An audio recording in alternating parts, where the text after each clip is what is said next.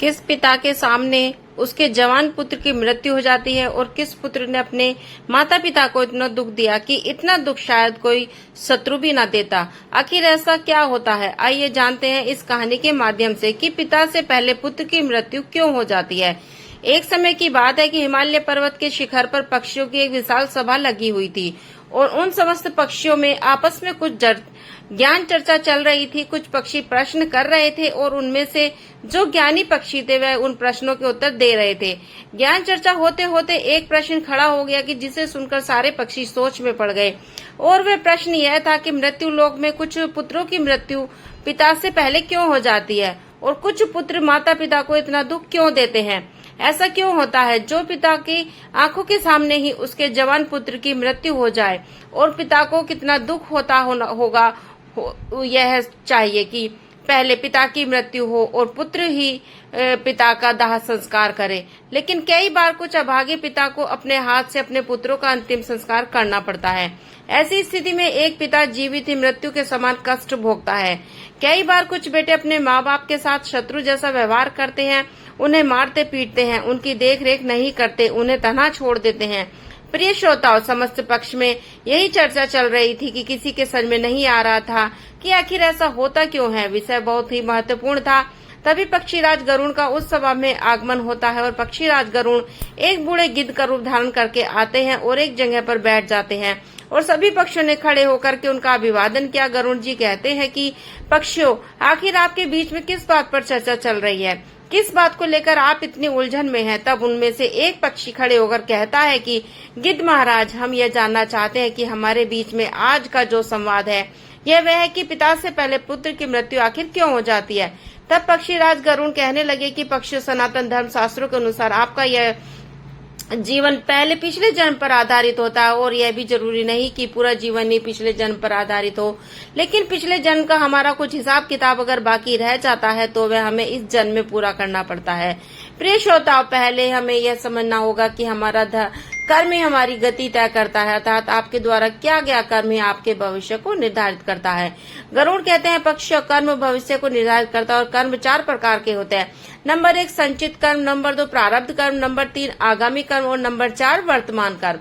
इन 4 कर्मों का अलग अलग फल होता है। इनमें से जो संचित कर्म होते हैं वे हमारे अगले जन्म में हमारे साथ रहते हैं और उन्हें हम कर्मों का फल हमें कभी कभी दुख और सुख के रूप में भोगना पड़ता है। मृत्यु के बाद यह भौतिक शरीर तो नष्ट हो जाता है, लेकिन जो सूक्ष्म शरीर होता है वह जन्म जन्मांतर आत्मा के साथ जुड़कर रहता है और हमारे जितने भी सगे संबंधी होते हैं वह सभी किसी न किसी कारणवश हमारे साथ समय आते हैं।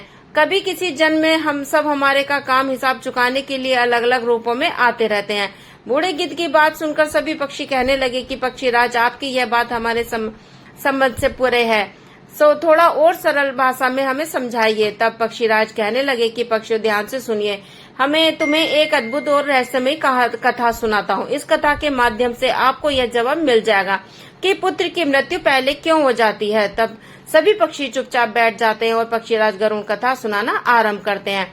गरुड़ कहने लगे कि पक्षियों, एक गांव में एक किसान रहता था।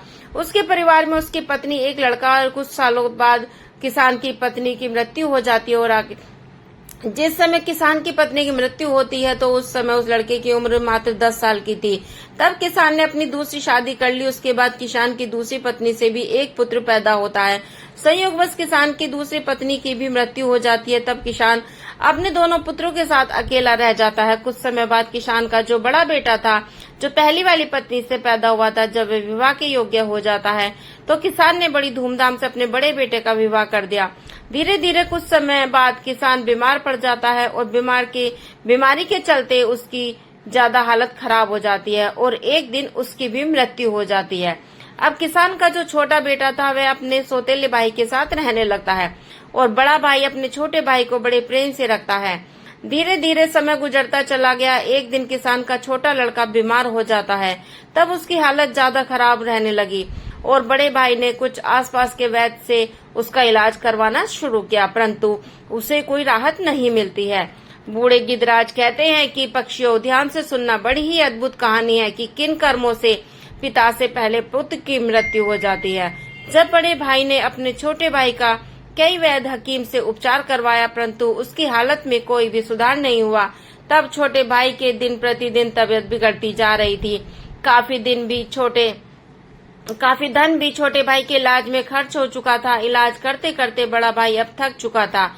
एक दिन बड़े भाई ने अपनी पत्नी से सलाह करी कि यदि मेरा छोटा भाई जो सौतेली माँ से उत्पन्न हुआ, अगर यह मर जाए तो हमें इसके इलाज के लिए पैसा खर्च भी नहीं करना पड़ेगा और इसकी सारी जायदाद में भी आधा हिस्सा हमें नहीं देना पड़ेगा। इसके हिस्से की सारी जमीन जायदाद भी फिर हमारी ही हो जाएगी। और अपने भाई की जान से ज्यादा उसके प्यारी उसके बड़े भाई को अपनी धन दौलत और भाई की धन दौलत लग रही थी। तभी तो कहते हैं कि ना बड़ा बाप ना भैया बड़ा सबसे बड़ा रुपया। पति का सुझाव उसकी पत्नी को भी बहुत अच्छा लगा। तब उसकी पत्नी कहती है कि मगर हम ऐसे ही मार नहीं सकते। यदि हम इसे ऐसे ही मार देंगे तो लोग समझेंगे कि हमारे लालचवश हमने यह मार डाला। क्यों ना हम यह काम किसी वैद्य से करवा दें। आप जाओ किसी वैद्य को लालच देकर उससे कहो कि इसे दवाई के बदले जहर देकर मार दे। इससे किसी को पता भी नहीं चलेगा और कोई रिश्तेदार भी हम पर शक नहीं करेगा। सब लोग कहने लगे कि यह बीमार था, इसलिए बीमारी से मृत्यु हो गई। बड़े भाई ने पत्नी की बात मान ली और मन में विचार करने लगा कि यदि किसी से बात की जाए तो हमारा काम बन जाएगा। फिर क्या था, बड़े भाई ने ऐसा ही किया। उसे एक कई निकट एक घनिष्ठ वैद्य मिल जाता है। वह वैद्य वैसे का बड़ा लालची था। जब बड़े भाई ने उस वैद्य से बात की कि मुझे छोटे भाई को जहर देकर मरवाना है, तब वैद्य ने पहले तो उसके लिए मना कर दिया, लेकिन जब किसान के बड़े बेटे ने वैद्य को 1000 मुद्राओं का लालच दिया तो वह काम करने के लिए राजी हो जाता है। उसका छोटा भाई जो बीमार तो रहता ही था, वह तो उसका उपचार करने के बहाने ही उसे देखने के लिए आता है और उसका इलाज करने के बहाने उसे जहर देकर चला जाता है और जहर के प्रभाव से तत्काल उसकी मृत्यु हो जाती है। अपने छोटे भाई की मृत्यु पर वे दोनों पति पत्नी बहुत खुशी मनाते हैं। सोचने लगे कि अब तो रास्ते का कांटा निकल गया, इसके हिस्से की सारी जमीन जायदाद पर अब हमारा ही अधिकार हो गया है। वे दोनों बहुत प्रसन्न होते हैं। और याद रखना दोस्तों, जो खुशी की दूसरे के दुख की बुनियाद पर होती है, वो जो धन दूसरों की हिंसा करके बनाया जाता है, वह धन कभी आपको सुख नहीं दे सकता। और जो लोग दूसरों को दुख देकर सुख पाने की कामना करने वाले होते हैं, उन्हें यहाँ एक न दिन दुख आता है। बूढ़े गीत कहते हैं कि पक्षियों, इस प्रकार बड़े भाई ने अपने छोटे भाई को मार डाला और उसकी सारी धन संपत्ति पर अपना अधिकार जमा लिया। किसी रिश्तेदार को भी इस बात का संदेह नहीं हुआ। रिश्तेदार तो यही सोच रहे थे कि यह कितना अच्छा भाई है, अपने सौतेले भाई का कितना उपचार करवाया, कितनी देखभाल की, कितनी सेवा की, पर बेचारा उसे बचा नहीं सका। क्या करता, रोग ही ऐसा दिया था बेचारे को कि मृत्यु तो हो ही गई। दुनिया वालों को क्या पता था कि वह मरा नहीं था, बल्कि उसे मारा गया था। बड़ा भाई पूरे विधि विधान से उसका अंतिम संस्कार भी कर देता है। धीरे धीरे समय निकलता चला गया। फिर गिद्ध राजा कहते हैं कि यह पक्षियों सुनो। कुछ महीनों के पश्चात उस किसान के बड़े लड़के की पत्नी एक लड़का पैदा होता है और बेटे की खुशी में दोनों पति पत्नी बहुत प्रसन्न होते हैं। बड़ी धूमधाम से उसे लड़के का जन्मदिन मनाया जाता है। पूरे नगर में मिठाइयां बांटी जाती हैं और बड़े ही लाड़ प्यार से उसने अपने पुत्र का पालन पोषण करने लग जाता है। कुछ वर्षों में जब लड़का जवान हो जाता है तो उन्होंने अपने लड़के की सुंदर सी कन्या को देख करके शादी भी कर दी और बड़ी धूमधाम से किसान ने अपने बेटे का विवाह किया। बेटे की शादी में खूब धन खर्च किया। बेटे की बहू जब घर में आ जाती है तो वह लड़का कुछ दिनों बाद अचानक से बीमार रहने लगता है और माँ बाप ने इसके इलाज के लिए बहुत से वैद्य बुलाए और बड़े बड़े डॉक्टरों को बुलाया और उसका इलाज करने लगे। लेकिन जिसने जितना पैसा मांगा उसको उतना पैसा दिया गया। सब कुछ दिया ताकि लड़का ठीक हो जाए। अपने लड़के के इलाज में अपनी आधी संपत्ति तक बेच डाली। लड़का बीमारी से सही हो जाए। लेकिन इसलिए परंतु कहते हैं कि जिस प्रकार जिसका जितना कर्जा है वह अवश्य चुकाना पड़ता है, चाहे कोई भी कैसे भी छुपाए। उस लड़के के दिन प्रतिदिन तबीयत खराब होती चली जा रही थी। लड़का बीमारी के कारण मरने के कगार पर आ गया। शरीर बहुत कमजोर हो गया था, मात्र अस्थि पंजर शेष रह गए थे। लड़के को चारपाई पर लेटा रखा था और उसका पिता अपने कुछ रिश्तेदारों के साथ, अपनी पत्नी के साथ अपने पुत्र की दयनीय हालत देखकर दुखी होकर के उसकी तरफ देख रहा था। अपने रिश्तेदारों से कह रहा था कि यह क्या हुआ, मेरा इकलौता पुत्र है, भगवान ने मुझे किस बात की सजा दी है। देखिए प्रिय मित्रों, उस समय में लड़का बोल उठा और लड़के ने अपने पिता से बोला कि भाई अपना हिस्सा साफ हो गया है, बस अब कफन और लकड़ी का हिसाब बाकी है, उसकी तैयारी और कर लो। यह सुनकर के उसके पिता ने सोचा कि लगता है बीमारी के कारण लड़के का दिमाग भी ठीक से काम नहीं कर रहा है। देखो ना, मैं इसका बाप हूँ और ये मुझे अपना भाई कहकर बुला रहा है। तब लड़का कहता है, नहीं भाई, आप मेरे बाप नहीं, बाप मेरे इस जन्म में हो। मैं तो तुम्हारा पिछले जन्म का भाई हूँ, याद कीजिए। यह सभी रिश्तेदार बैठे हुए हैं, मैं तुम्हारा छोटा भाई हूँ, तुम्हारी सौतेली माँ का बेटा, तुम्हारा छोटा भाई, जिसकी संपत्ति के लिए तुमने मुझे जहर देकर मरवाया था। अब वही संपत्ति बिक कर मेरे इलाज में लग चुकी है। आपके ऊपर मेरा जो धन था वह मैंने धीरे धीरे अपने इलाज में लगवा चुका हूँ। यह सुनते ही उसका बेटा एकदम से फूट फूट कर रोने लगता है और कहता है कि हे मेरे तो कुल का नाश हो गया। मैंने यह क्या किया, जो किया वह मेरे भाग्य आ गया। भाई मुझे यह तो बता दो, मैंने जो किया था वह तो मुझे देखने को मिल गया, पर एक बात तो मेरे समझ में नहीं आती है कि इस तेरी पत्नी का क्या दोष है। जो बेचारी ब्याह कर तेरे साथ आई है यह तो निर्दोष है, अब इसको जिंदा जलाया जाएगा। गिद्ध बोला कि पक्षियों, उस समय सती प्रथा चलती थी, अर्थात जिसमें पति के मरने के बाद पत्नी को पति की चिता पर जिंदा जलाया जाता था। तब वह लड़का कहने लगा कि भाई आप मेरी बात ध्यान से सुनो, सभी बैठे हुए रिश्तेदार और तुम सब मेरी बात ध्यान से सुनो। तुमने वैद्य को मेरे इलाज के लिए बुलवाया था और उस वैद्य को तुमने कुछ पैसे का लालच दिया था और उसने मुझे जहर दे दिया था। जो दुष्ट पैसे के कारण किसी को मारता है तो उसको भी उसका फल भोगना पड़ता है। गिद्ध बोले कि पक्षियों, वह लड़का कह रहा था कि जिस वैद्य ने मुझे जहर खिलाया था तुम्हें उसके बारे में क्या पता है। तब उसके पिता ने कहा कि हाँ बेटा, मुझे पता है, तुम्हारी मौत के 3 साल बाद वह वैद्य भी मर गया था। लड़के ने कहा कि वही वैद्य है, पत्नी के रूप में मेरे घर में आया है। मेरे मरने पर भी अब इसे भी जिंदा जलाया जाएगा, इसको भी इसके कर्म का फल अवश्य मिलेगा, भोगना पड़ेगा। हमारे जीवन में आने वाले पुत्र और प्रत्येक घटनाएं हमारे ही कर्मों के उपज होती है। हम जैसी बोते हैं वैसा ही हमें काटने को मिलता है। आज नहीं तो कल हमें हमारे कर्म हमारे फल का जरूर मिलेगा। जीवन के हर कठिन प्रश्न का जीवन से ही फल मिलता है। जितना गहरा कुआं होगा उतना ही मीठा जल मिलता है। गिद्ध बोले कि पक्षियों, ऐसा कह करके वह किसान का पुत्र मृत्यु को प्राप्त हो जाता है। किसान का दूसरा कोई पुत्र नहीं था, उसके सारे संपत्ति का नाश हो जाता है। उसकी मृत्यु के बाद जो उसकी पत्नी थी उसको भी उसके साथ ही जिंदा जला दिया जाता है। उस वैद्य को भी उसकी कभी कर्म का फल मिल जाता है जिसने लालचवश उसके साथ भाई को जहर दिया था। वह वैद्य मरकर उसकी पत्नी बना था और उसे भी मृत्यु के महाभयंकर कष्ट से होकर गुजरना पड़ा। अगर गिद्ध पक्षियों से कहता है कि इस दुनिया में 4 प्रकार के पुत्र होते हैं और जो जो काम उसने किए हैं उन कर्मों का भुगतान भी किया जाता है। यह बात सुनकर के पक्षी कहने लगे कि 4 प्रकार के पुत्र कौन कौन से होते हैं। तब पक्षी राज गरुड़ कहते हैं कि ये पक्षियों, शास्त्रों में 4 प्रकार के पुत्र बताए गए हैं। पहला पुत्र होता है ऋणानुबद्ध, दूसरा पुत्र होता है शत्रु पुत्र, तीसरा पुत्र होता है उदासीन और चौथा पुत्र होता है सेवक। ध्यान रखिए, जो 2 पहले पुत्र होते हैं ऋणानुबद्ध और शत्रु पुत्र, यह दोनों पुत्र आपके कर्मों के अनुसार ही आपके घर में जन्म ले लेते हैं तो उनकी मृत्यु पिता से पहले हो जाती है। अगर किसी पुत्र की मृत्यु पिता से पहले हो जाए तो समझ लेना कि वह ऋणानुबद्ध और शत्रु पुत्र पैदा हुआ है। प्रचलित मान्यताओं के अनुसार यदि आपने अपने पूर्व जन्म में किसी को किसी प्रकार का दुख पहुंचाया है और वह व्यक्ति आपसे किसी भी तरह का बदला लेना चाहता है लेकिन वह किसी भी कारण उस पर बदला नहीं ले पाया क्योंकि वह कमजोर था और वह इसी तरह तड़प तड़प कर मर जाता, तो निश्चित मानिए कि वह व्यक्ति इस जन्म में नहीं, आपका पुत्र अगले जन्म में पुत्र बनकर आएगा और वह आपका पूरा जरूर करेगा और आपको ही अपने पुत्र की मृत्यु देखनी पड़ेगी। जरा सोचिए, अगर किसी के सामने उसके पुत्र की मृत्यु हो जाए तो उसे पिता को कितना दुख होता होगा। इसका मतलब यह होता है कि यदि आपका पुत्र आपको मृत्यु तुल्य कष्ट दे रहा है तो समझ लेना कि आपके पिछले जन्म का वह शत्रु हो सकता है या वह व्यक्ति हो सकता है जिसको आपने कभी मृत्यु तुल्य कष्ट दिया होगा।